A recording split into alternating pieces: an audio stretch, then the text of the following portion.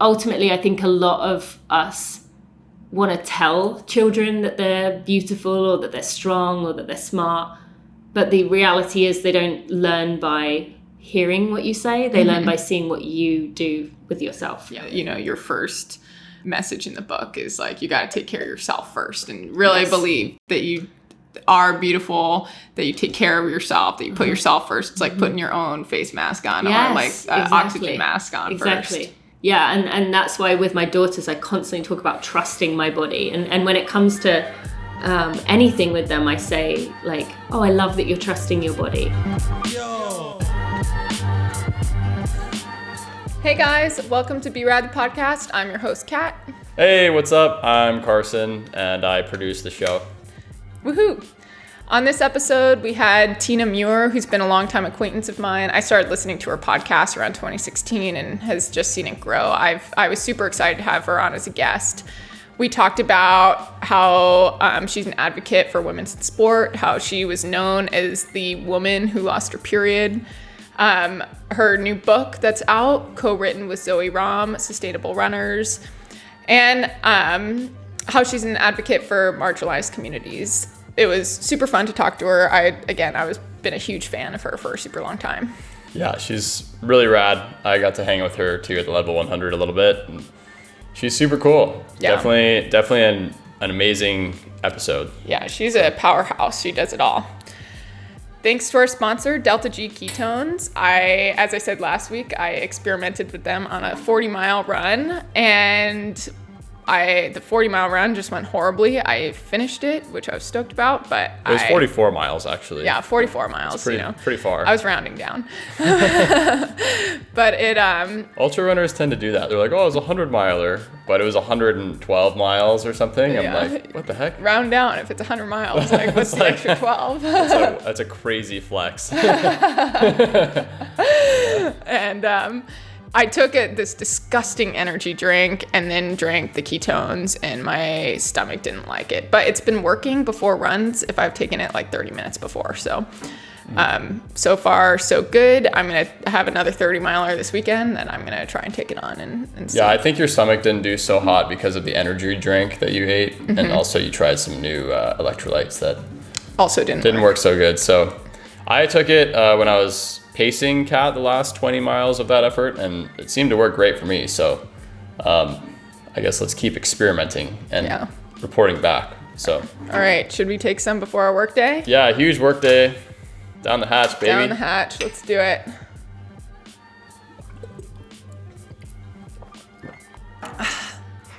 The taste does not get easier, but the fact that we still take it lets you know that it's worth it and it works. It's good stuff. I mean, I don't think it tastes that bad. It's pretty intense, but yeah. The white one especially doesn't taste that bad.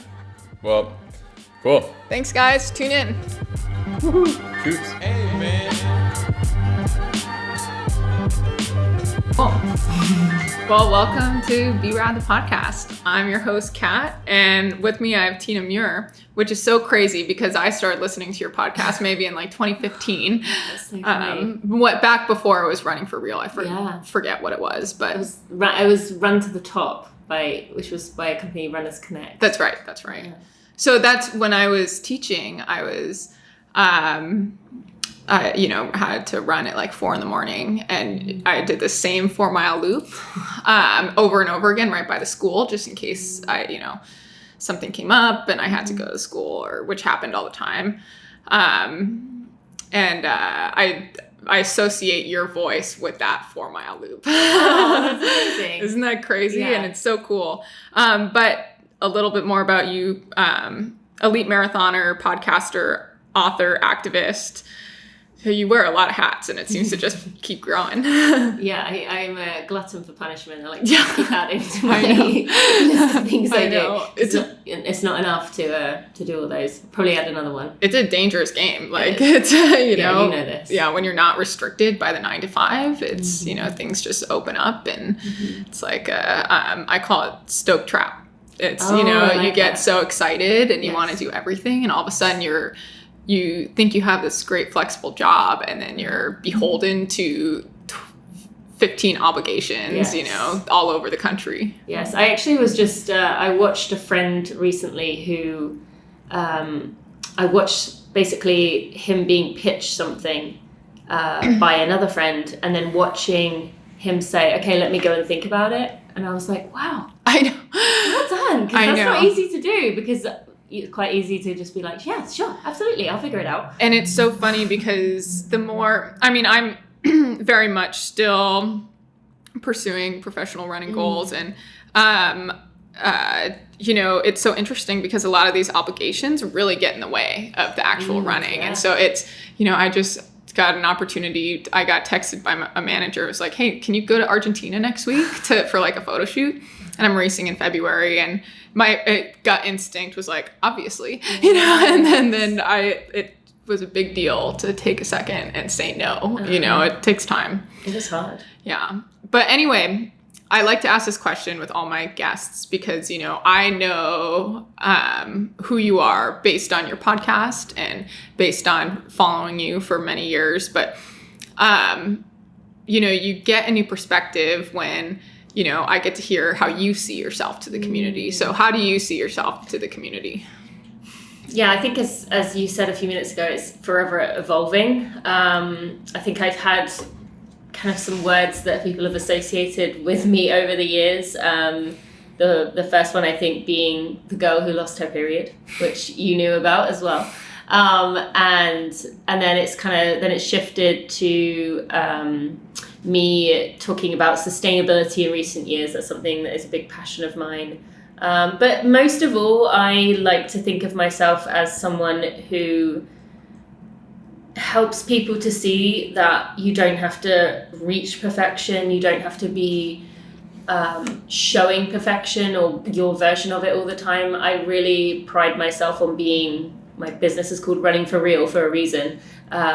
Showing people that it's okay not to get everything right all the time, or to try something and fail, or to be vulnerable with yourself, and if you feel obligated to, with the world, or sharing whatever you want, and sharing those ups and downs. So I like to think that I am that maybe permission giver for a lot of people to not get everything right all the time. Yeah. And how did that happen? Because again, like, I have been following you for a long time, like way before you became the girl who lost her period, way before you, but I think before it was like the elite marathoner who loved desserts, which I was like, oh, that's me. Run fast, eat sugar. Yeah. And was there a moment where you were like, oh, things need to change, or was it just pretty gradual? Because in terms of my body, all of it, like it seemed to be, very much you. From my perspective, at first, you seemed to be very vulnerable, but then, the kind of, the illusion was kind of cracked when you openly talked about losing your period. Which I stopped. I was running D1 collegiately, and I actually stopped because I was, it was the same cycle of, I also was a late bloomer, so got, my period late and was going through everything kind of in college, and so I had no idea. And so was there a moment where you were like, oh, I need to change this, or was it pretty gradual? It was gradual in many ways, and as I am someone who I find it, I don't want to say easy to be vulnerable, but I definitely, it comes to me more naturally to be able to share the embarrassing things that happen to me or the struggles that I'm going through. And there were many occasions during those, from my collegiate years on through the running as an elite marathoner, where I felt like I was lying to the world because, elite runners at that time were very much showing off an image of, I've got everything down. Don't show your weakness. Don't show that you had a bad day. Just make everyone else think this is easy for you.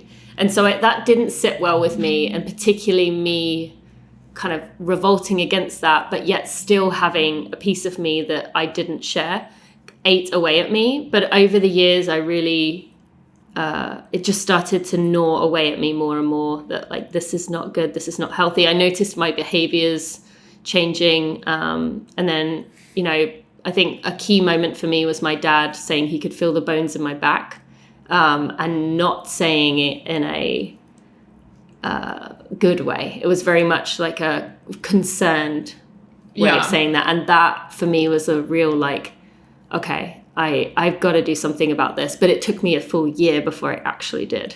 Yeah. So even that moment wasn't a quick one. I still had to get used to the idea of like showing that side of me when no one was talking about that piece of it, even though I knew a lot of runners were going through it. Yeah, that's so tough, especially, you know, it's definitely changing, which I think is really good, but it's not only there, it's like a competitive thing around food in elite running, or at least it was when I was running collegiately, but it's also, there's a lot of judgment around if someone is under eating. You know, I remember that people talk about it. And so it's like this two-sided coin where you almost can't win as a woman in that. And so of course it's like, it's really hard to change. I just want to touch on, you know, just for, I think this is valuable for people who might be going through it. What were some of those behaviors that you noticed that you were that were changing? Yeah, I mean, I think a big one is social situations. So I would, if I would maybe want to back out of a social situation where I thought they were going to have foods that I wasn't comfortable eating. Or I remember going to visit a family friend in Indiana, and she took me to this restaurant, and it had a buffet. And I remember looking around thinking, I'm not eating any of that, like very much judgmental. That is toxic food. I am not touching that. Yeah. And then I think a big piece was like, and this is when I knew it was starting to affect my performance. Like I would eat lunch, and then a few hours later I'd be hungry, and I'd be like annoyed at my stomach. Like, you cannot be hungry again. How dare you? Like insulted by it. And I almost like talk to my stomach like, fine, I'll give you some carrots and then you shut up and you can wait for dinner. And things like that, like my body was hungry because it was hungry because it needed fuel, but I would make it wait. And so I think it was behaviors where I was choosing when to eat over what my body was asking for, which I think came out in the sugar. So at night I would be like binging on sugar because I hadn't eaten enough all day. Yeah. And so I always thought, I always leaned on, I have a sweet tooth. And I do like sweet things, like still now.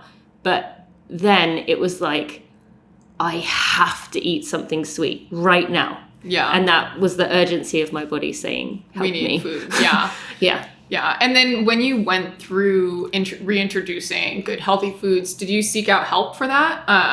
Either a nutritionist or a therapist, or did you just go through it? Not initially, actually. At first, I was very adamant that I did not have a problem with food. You know, I had spoken to various people over the years, and they had said, like, oh, you're eating enough. And, you know, we're all very good, if we want to be, of, you know, you get told to do a food log, and you're like, oh, well, I did eat all these things today. It may not be a typical day for me, but today I did technically eat all these things, so I'm not lying. But, like, I knew that I wasn't being completely truthful. And another behavior that I would do was like, I had to run 10 miles or more to be able to eat what I wanted. And that's obviously a red flag. And so I didn't at first, but then Nancy Clark, who's a well-known dietitian, reached out to me and was like, can I help you? Was this after you had talked about losing your period? Yes, this was after. This was a few months after, and I took, maybe 6 weeks after. And it was only then that it dawned on me, like, oh, wow, all this time. Like, she would tell me to eat, like, she does what she called buckets of, like, I had to have 600 calories by this time, and then another 600 by this time. And I was aware by lunchtime I was eating 2 to 3 times what I had been eating before. Yeah. And so that really was like, oh, wow, yeah, I have not been doing this all along. And for a while I was ravenous. Like, I couldn't fill the hole. Like, I was just so hungry all the time. And then all of a sudden it just stopped. Yeah. Like my hunger went away. Not that like I didn't get hungry, but like just the hole was filled. Yes. Yeah, I totally. My body was like, okay, we're good. So I worked with her. And I was kind of talking to a therapist all along. I have a good friend who's a therapist, which helps.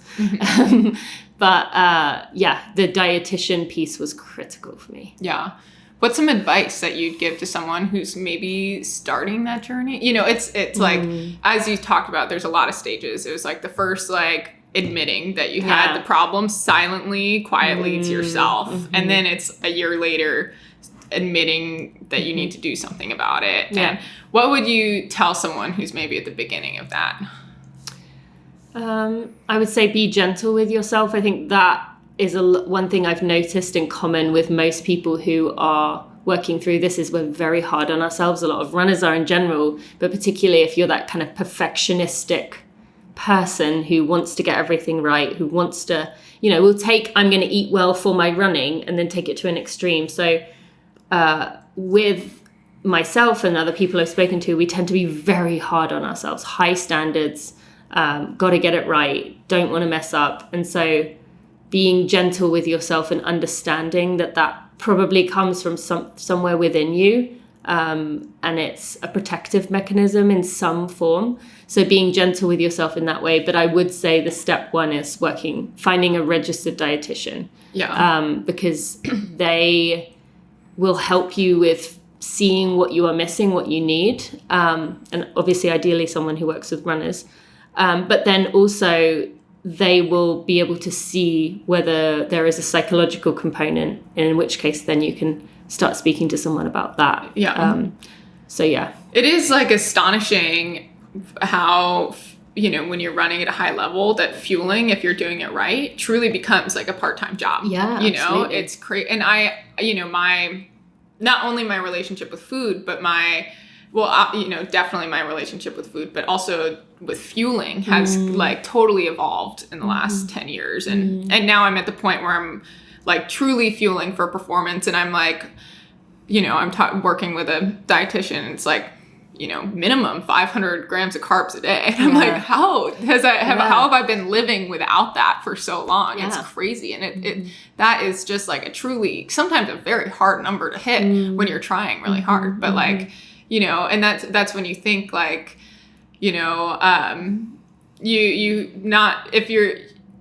if you almost think you're under fueling, then you probably are. Yes. And there's a lot of elements to work in there. So it's one of those things that for me at least, I need help at every stage of trying to do it, Yeah. No, there's a lot of that. And there's other signs, like particularly your period is just one of the signs, but like being cold all the time or having a lot of digestive issues. Those are kind of two of the main ones there, but there's like so many other factors that can be indicators that we just write off. Being tired just like abnormally tired. Like I'm a pretty goofy, energetic person, and if I'm not, I'm hyperactive ADHD, was medicated heavily when I was a kid. And if that part doesn't come out of me, no matter how much I'm training, I know that like, I, probably didn't eat enough today. Yeah. Sure. Or yesterday or the day before. Yeah, so your transition out of elite marathoning seemed to happen around the same time. And I find that so interesting because, now you're running at a very high level on trails. You're just kind of starting, but the marathon culture, this isn't a knock, but I think it's an evolution and maybe even a revolution, especially in the female space in marathoning, that like people are noticing that, sometimes in that there's so much weight on women who are elite runners.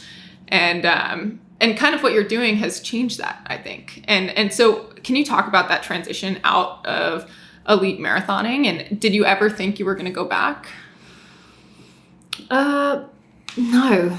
I mean, it was honestly only this year that I even started thinking about trying hard again. And I don't know if I was very fortunate, even though I had red S, didn't have a period for so long, wasn't fueling, I didn't really have many injuries. And actually I've had my worst injury ever this year of all years, running like less than half of what I did before.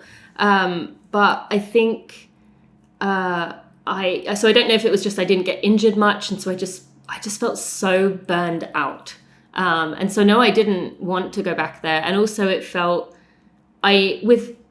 and what I'm discovering with the trail and ultra world, which I love, and it reminds me of my cross country days as a high schooler, is that with marathoning, it is so much about these intense, grueling, mentally just destroys you, makes you tough, but like workouts like 9 by a mile or 3 by 5 mile things, just really, and on cement where it's hard and the pounding, and those workouts even now are just don't sound enjoyable to me. But I love that with the working into this trail world and ultra world now, it's a different kind of fatigue, and I enjoy that. And so I haven't thought about going back to marathoning. And I do a lot of guiding for visually impaired runners or other runners in the community to give back, because that is my way of staying connected with that world, because I have no desire to go back there. And I do think, to be honest, part of that is a bit of a defense mechanism, because it's very vulnerable to go out in a marathon and say, well, I'm going to run my best, but my best today is going to be 30 minutes slower than it was before. Yeah. So can almost like hide behind the guiding in some ways that I'm not trying my hardest anyways. But yeah, it just burned me out in a way that I just couldn't even think about going back. And this year, as I said, is the first year I've actually considered even wanting to commit and try. Yeah. And so I guess we'll see. Yeah. You talked about, I like love what you said, that it's a defense mechanism, because I totally see that and understand it. And, but you also talked about how you're very good at being vulnerable. And I was wondering, even when you said that, does that apply to racing? And has it always applied to racing? Because it is very vulnerable to try your best at something, and unabashedly. And I almost think sometimes, or under fueling is a way of self-sabotage, so you don't, so you have like, maybe like, oh, I was maybe under fueled. Like, I know at least I've done that in races, at least during the race, I can't think of many occasions as a marathoner where I went for it and kind of redlined and hung on. There's maybe 2 or 3 that come to mind, but for the most part, I do feel like I always held back a little bit. I was always that person with the negative split who was passing a ton of people at the end. But again, you don't have, which feels good, but you don't have that vulnerability of knowing you gave everything out there. And actually, when I was at Javelina earlier this year, crewing Ryan Montgomery, he was saying, because he already had his golden ticket for Western States, he was like, I'm going to kind of go out there and go for it a bit. Like, with 20 miles to go, he was saying that. And I remember thinking like, wow, that is a very vulnerable place to be, to say, I'm going to put myself out there at 20 miles to go, because I don't think I ever did that. Yeah. I think I always held that level back. So even though I can be vulnerable in my voice, I don't know if I've ever really been vulnerable in that way you're referring to. Yeah. And as you transition to trails, I'm curious to hear, are you going to try hard? And do you think you'll apply that same vulnerability that we saw Ryan? I don't know. I think trail, definitely I have more opportunity to. I definitely didn't leave it all out there in my first trail race, but that was going from my longest race being a marathon to a 50 miles. So and you won, so you didn't need to. Yes, it went well. But the vulnerability wasn't needed there. I do want to try. I did feel a bit disheartened that I told you this earlier this year, that I ended up with a Haglund's deformity on my heel in that first attempt at even trying to train again. And so for a while I thought, I don't know if this is even going to happen. But I do think I would like to give it a go. With 2 young kids and the work that I do, I don't think realistically I'm going to be able to do what the top elite marathoners and elite ultra runners are doing. But I would love to go somewhere in the middle. Like, for me, get to 70 miles a week doing some specific long runs, not just haphazardly throwing them in there when I get the opportunity to. But I guess we'll see, because it's all going to depend on how my body handles it. I'm 35, not 25 like I was before when I was running. So I don't know how this body is going to handle the intensity of increasing everything. So. Yeah, I think the beautiful thing about trails is, as you said, it's a lot more forgiving on the body. And you still do some hard running, but it's not as, you do a lot of it on soft terrain, like you can do threshold work on trails and the pace doesn't matter at all because you're going, up and down mountains. And that I find it to be way more forgiving. And you just become a freaking aerobic tank, on the trails, which I think in a lot of way I was fitter, I was a pretty fast track athlete. And then when I transitioned to trails, I think my aerobic system was actually better, even if my turnover wasn't quite there anymore. Yeah, I actually remember I did a trail marathon about 9 months postpartum with my second. And I think it was like 4 hours or somewhere around there.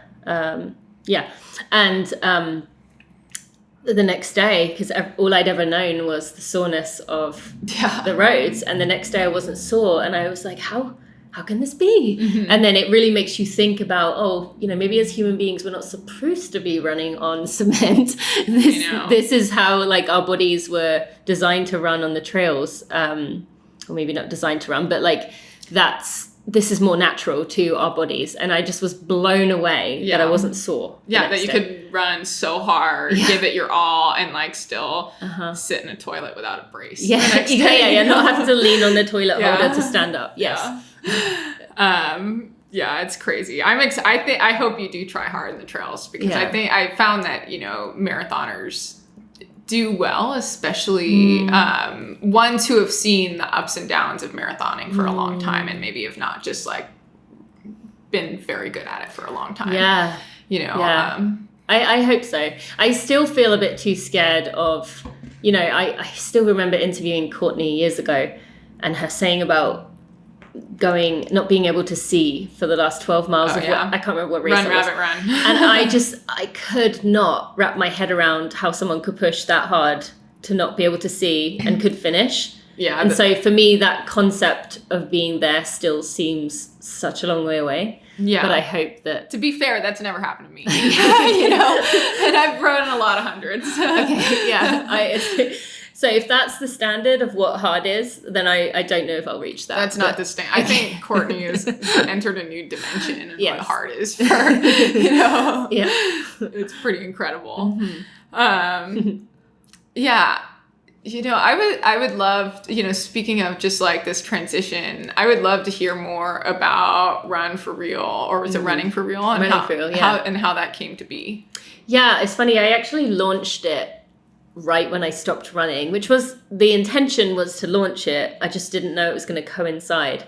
And around that time, because I'd planned on launching this business, I was stepping away from working with Runners Connect into my own thing. I wanted to make a place where I could really give people that freedom to be themselves and say, this is really hard, or I'm struggling, or a friend of mine is racing this weekend and I was meant to be racing and I really want to be supportive, but it's hard. Just really speaking to those runner challenges that a lot of the time weren't. So I wanted to launch this, but then that was right around when I quit running, and I didn't know I was going to quit. But then I went through a real tough, trying to be compassionate with myself, because in my head, I quit running, so I was a quitter, and everyone would, in my head, be like, I don't want to hear from you, you has-been, like, go away, I want to hear from someone who's in it. But actually, it didn't work that way, and it allowed me, after all the years of doing what I needed, what I wanted, my training, it really allowed me to be supportive of other people in their running journeys, which I really loved. And so it started out as a podcast and a community. And that community is like self-sustaining now on Facebook. Facebook's not my favorite thing in the world. but they love Facebook, and so they are on there every day, and so I check in from time to time, but it's mostly just the community is like they're engaging every day, which I love. And then since then it's kind of I've developed and really shifted the podcast towards getting to know some of the stories of people who are doing amazing work behind the scenes in the community but aren't typically celebrated or given a platform for that. And so I've got to hear amazing stories of people who have, you know, built something out of nothing. And I love watching those journeys. Yeah. So, yeah. Can you give me an example? My favorite example to give is there's two guys from Detroit, Joe Robinson and Lance Woods, who founded We Run 313 in Detroit. They come from two sides of Detroit. They came together, started a running group, and it's now the largest run club in Michigan. Wow. Which I think is just amazing. And, you know, they have changed the culture. You know, Detroit running culture is you know, running is very popular there now, and a lot of that is due to them. But they're not, you know, typically people that you see everywhere. So I really enjoy stories like this. Yeah. It's cool because it's like kind of mirrors what you've been trying to do, and it's happening on different scales all around the country. Yeah. You know, this is just out of curiosity, and I think a lot of people like to know the backside of companies like Run for Real, and because it's grown and now you have employees and you know, it's a full-time thing. And to someone who sees, you know, who wants to work in the industry but doesn't quite know where to start, or doesn't want to necessarily work for a brand because they want to make a difference, like how did that grow and how did that evolve, and how were you able to like what was the process to building this amazing company that gives back to the sport? Yeah, thank you. I think a lot of the most common answer that I'm given on my podcast when I interview these people who have built something is they build what they wish they had either had as a role model for them when they were younger, or in an important period of their life in their growth. What they wish they had seen, what they wish they had, what they wished was available to them. So I think the key thing would be, what do you need? Or what do you end up talking to your friends about often? So, I mean, for me right now, a sustainability is kind of what people come to me for. And a lot of that is because I had a lot of people asking me, what should I be doing?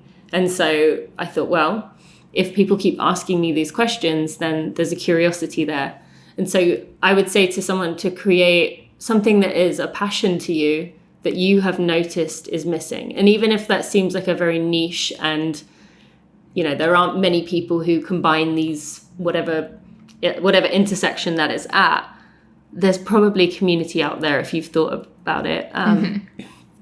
And, you know, if not, you're building something that matters to you. And I would also say to be patient. There's so many examples of people who have started these groups or clubs or communities, and they're huge now. Yeah. But they'll talk about how they went 6 months and had 3 people show up who was their like sister and 2 friends. Yeah. You know, so you have to trust. Totally. Well, even in the podcast world, they'd like tell you don't even look at anything for a year. And like I'm a year in now, and it's finally starting to grow, you know, and it's easy to hear and listen to that advice, but hard to do when you're 6 months in and pouring a lot of resources into it, and time and energy and love. And then it's like, you're like, I thought this would be something, but it's only been 6 months, you know? So, and that's where the runner in us can come in handy, because we're used to kind of being in the grind and thinking, is this ever going to work out? Yeah. And trusting that like it will. Yeah. And it's hard. I think I've actually had many people I know who are prominent public figures who have tried to do something and it's not, you know, they maybe have a massive audience and they try something and it's still quite small. And they're thinking, but why? Why is this not translating? But it's the same for everyone. You've got to, if you keep doing it, keep showing up, and it's something that's a passion to you, people will be drawn to the energy that you are giving off around that.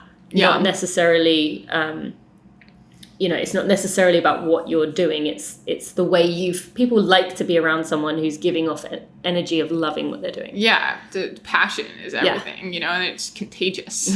So people, and then also just building trust, building trust that you are passionate enough that it's going to be around, and that's pretty cool. Yeah. Well, congrats on the book launch, by the way. Thank you. Yeah. It's been exciting. I had no idea that you and Zoe were friends until until she told me about a year ago that you guys were writing a book together. How did that come to be? Yeah, Zoe is someone that many people had said to me over the years, you two should meet, you two would be best friends. Have you met Zoe Rom? And I kept saying, no, I followed her, and she likes to say that we were kind of mutually admiring each other, and our relationship started by liking each other's posts and then maybe commenting. It sounds like it's like a marriage that we and then so we started commenting, and then we started tweeting at each other, and then one day she posted about composting, and that's our love language between us, and I was like, right, composting. Hi Zoe, I've got to talk to you. And so that tweet on composting gave me the courage to reach out to her, and we hit it off straight away. And it was less than 6 months later, I was working on this idea for a book, and I remember this so well. I went into my backyard and I was walking around and I was nervous, and I was like, would you want to write this with me? And she was like, yes. It kind of was like a, will you marry me? And then we just took it from there. And we come from such different, her writing style is very much, from Trail Runner magazine, from writing for these publications where she had to take herself out of the picture and keep it very subjective or objective. And for me, mine was very casual. So we had this nice middle voice between us that was, real and vulnerable, but also had the kind of chops behind it to get the message across. So, and sustainable runners, that's what it's called, right? Becoming a sustainable runner. And how did so it sounds like you had this idea for the book and you wanted to, and did it evolve, and what was the did you just want to my take from the book was you don't have to be perfect, which I appreciated as someone who has a ton of guilt around my own footprint with the travel, do my best to offset it with goo wrappers that sometimes I recycle, sometimes I live in Hawaii, it's not even worth it to send. So how was that always the goal of the book, or did you guys kind of come to that while talking to each other, that you don't have to be perfect to be sustainable? I mean, I think we had both thought about that. I definitely was aware that the environmental activists that were out there were scaring most people in terms of, still now when people are around me, they get nervous thinking that I'm going to yell at them for having a water bottle in their hand. But the activists were very much portraying this message of, you need to be vegan, you need to never fly, you need to call up your senator and yell at them. And I had noticed that most people were putting their fingers in their ears and pretending that climate change is not a thing.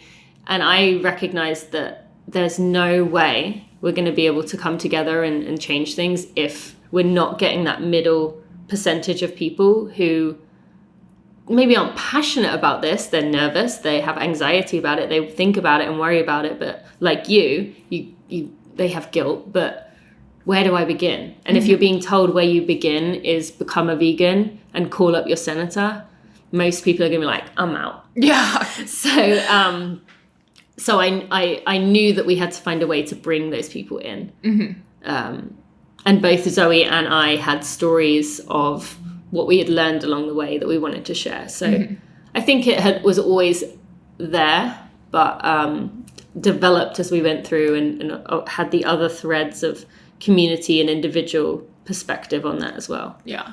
So what are maybe 3 things you'd say to someone that's trying to become a sustainable runner? Well, I would say that we break the book into 3 parts.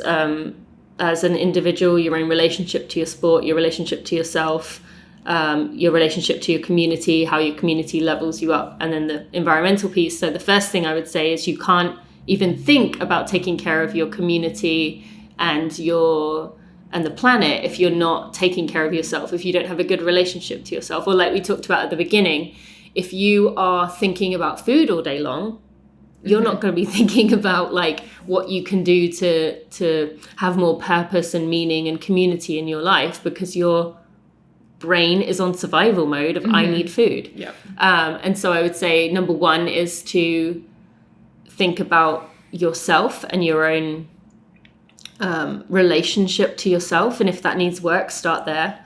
I would say find ways to talk about it is the biggest key in the environmental side of things. Even if that's, hey, I brought some, I'm trying to do meatless once a week, and I brought some vegetarian sausages to this cookout.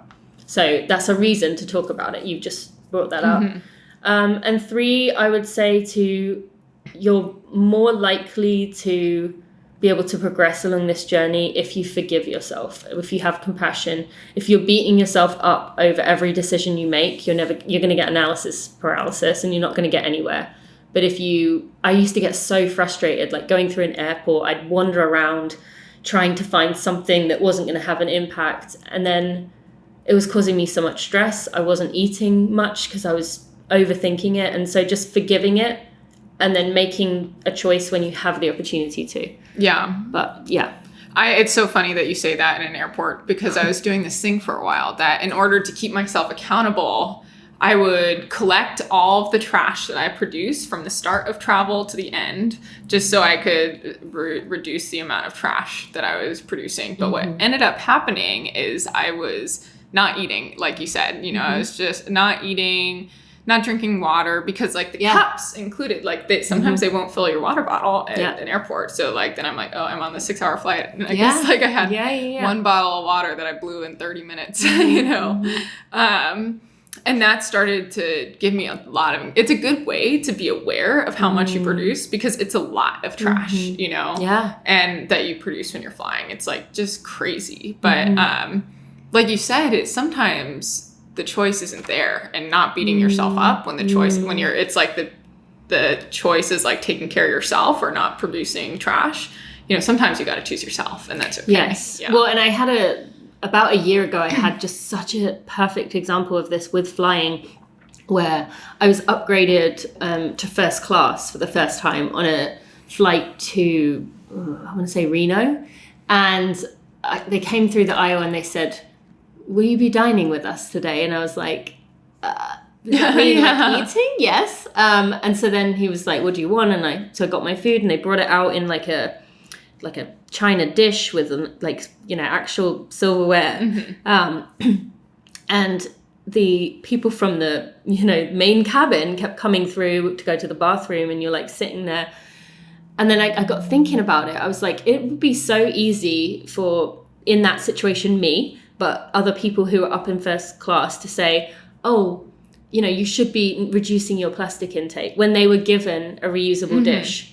So yeah, of course you're going to think that, when back there, the rest of us, me usually, but in that, everyone else is handed a plastic cup. They don't have a choice in that matter. Yeah. So, so it's very much, Zoe and I live in the same world that everyone else does. And sometimes you're handed things. Sometimes, I might say, can I have a coffee made in my reusable mug? And I watch them make it in a paper cup and pour it into my thing. And I'm like, whoa, that wasn't my choice. And so, yeah, forgiving yourself and understanding that we need to collectively work together and hold the airlines accountable and say, hey, when are you going to shift to compostable cups? Hey, when are you going to offer the opportunity to fill your own bottles, rather than beating ourselves up over a decision we don't get a choice in making. Exactly. I think this is a pretty good transition. We're going to wrap up here pretty soon, but I love this question for this podcast because, again, it gets to, I get to know you in a way that I don't just listening to your podcast. And what's something that makes you proud that, you haven't talked about before? What's something that makes me proud? I mean, this is a tough thing because I feel like I'm vulnerable to an extent that I struggle to find things that I haven't. What is something? I guess actually I haven't talked about being proud of, as a mother of 2 young girls. I have gone from, as we talked about at the beginning, in a place where I really didn't like my body. I would lift up my shirt multiple times a day to look at my stomach. I would obsess over the way I looked.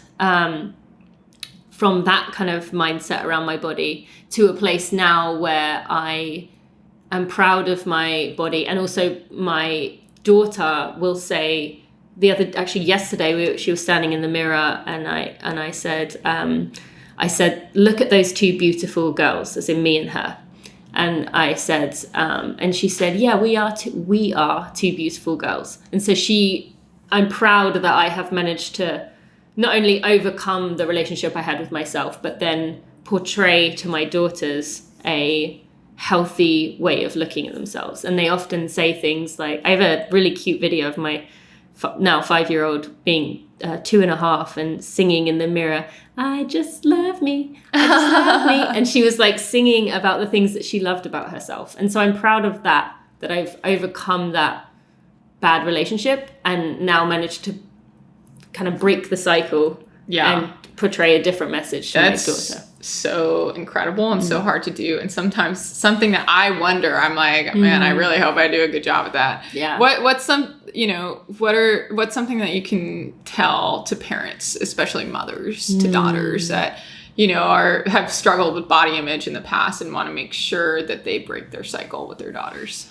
Yeah. I mean, it's going to be the message that is the hardest thing to do, which is, you can't say to your daughter, like in that situation I mentioned, I couldn't say, oh, you're beautiful. Yeah. Because you can't tell them one thing and then not say it about yourself. So that's why I had to say we.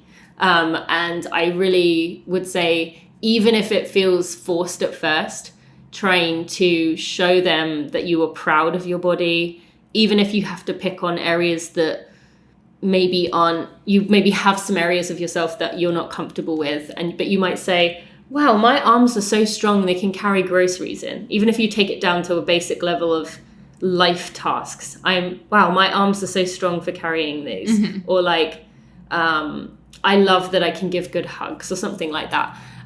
Because ultimately, I think a lot of us want to tell children that they're beautiful or that they're strong or that they're smart. But the reality is they don't learn by hearing what you say, they learn by seeing what you do with yourself. Yeah. And so even if you feel forced to say those things about yourself, doing it, because that is how they're going to learn different. It goes back to that same message that, your first message in the book is like, you got to take care of yourself first and really believe that even if you're, talking the talk before you walk the walk, you know, that you are beautiful, that you take care of yourself, that you put yourself first. It's like putting your own face mask on or like oxygen mask on first. Yeah, and that's why with my daughters, I constantly talk about trusting my body. And when it comes to anything with them, I say like, oh, I love that you're trusting your body. And like actually yesterday walking my daughter to school, she said something like, sometimes it feels like my foot has pricks in it in the morning. And I realized what she was saying was her feet gets a bit numb in the cold. Yeah. But like she knows her body well enough to understand that the pricks, as she was saying, was her body telling her something. And she recognized that. That's amazing. She's 5? She's 5.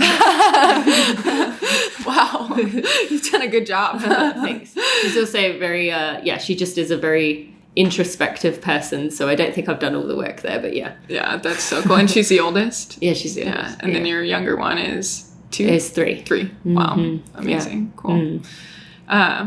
Well, thank you so much for having you on, or for coming on my podcast. It's so cool to have you here after listening to you for so long. No, I appreciate all that you have done in the space, and likewise, we communicated via email a few years ago after you had reached out to me many years ago, and I was so like, wow, that was Kat that was reaching out to me all those years ago.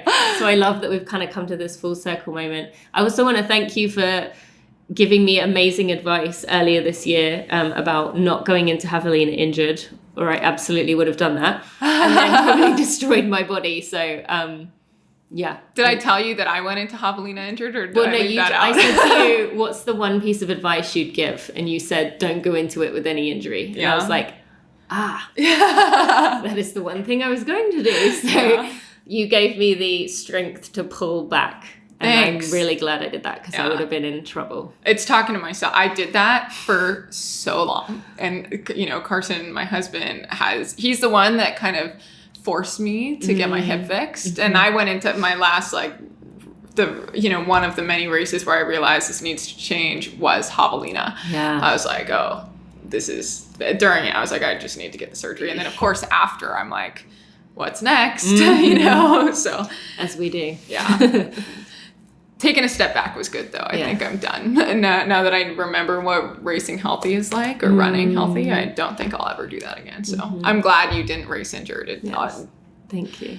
A 10% injury, you know, comes to life in these longer distances. Absolutely. Yeah. Well, I appreciate it so much. Thank you so much for having me. Thank you. All right. Thanks, Tina. Thank you. Woohoo. Yeah. Thank you. You look around.